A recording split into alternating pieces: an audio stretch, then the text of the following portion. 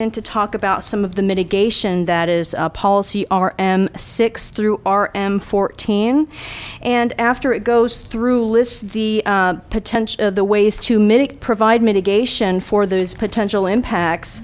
It then states that there's a lack of current knowledge regarding groundwater availability and sustainability of important aquifer impacts are considered significant and unavoidable, because there is this lack of information.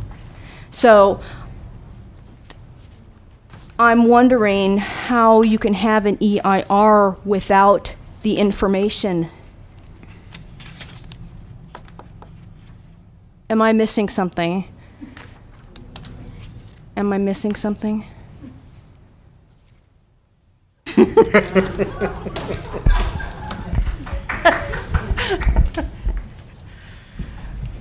Am I? Am I misunderstanding? Well, I mean, that's a legitimate comment. Certainly will be considered in responding to the, preparing the final EIR that contains all the written responses, all these comments received. We're still in the comment period, so we don't respond to comments until the comment period's closed, but certainly that's an important issue, and we can clarify the conclusions of the EIR at that time. At that time? Yes, it will be. When is that time? The final EIR, according to the schedule we were talking about, January, correct? Yes.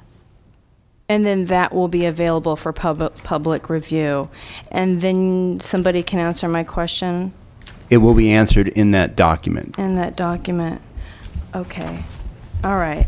Is there a reason why it can't be answered right now? The document essentially is all research that's available is in the document, and it is a publicly disclosed document of all information that's available at this time. So you have the information that is currently available. Which is not information. There is no information.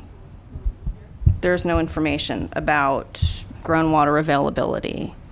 And if this document establishes the future land use planning, which has an increase of over 500 acres for residential, which you need water for, and that's a state law, how can you have an EIR if you don't have that information?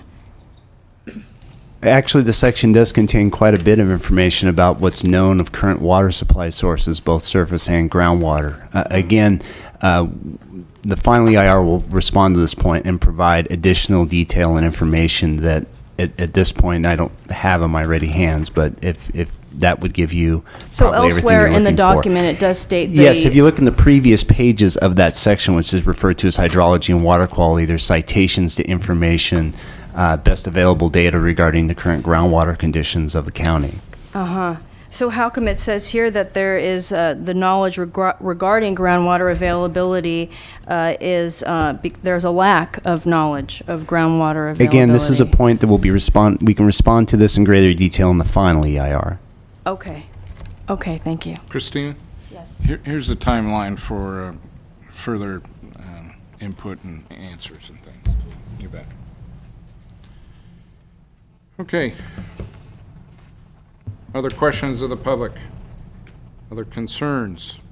We're going to be taking a break here in 5 minutes, so one last opportunity before we come back from a dinner recess at 6 p.m. One last person. Ms. Bailey, are you speaking to? I have a question. Okay, please.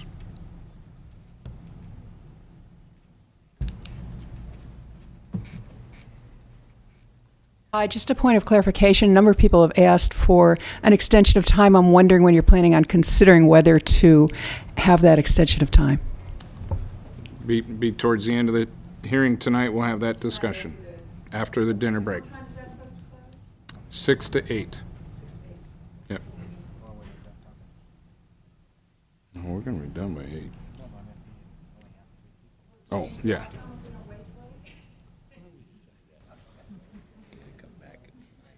Okay, the question has been posed to the board chair. Would we like to discuss the time extension with the time remaining? So would the board entertain a time extension of public review? Yes. There's one? Yes. Well, it all has to do with what the extension of time is. I mean, I come to this meeting today thinking that I wouldn't to support any time extension, but as long as it don't affect the overall outcome, I think we probably have probably the availability of allowing like a 30-day extension and still meet our March timeframe and not affect any of our contractual obligations. Okay, let me back up a step. Ms. Glassy, the item before us is to grant a time extension of an unknown period of time. What would be the parameters of 15 days, 30 days, 60 days? How would that impact the process that we're in?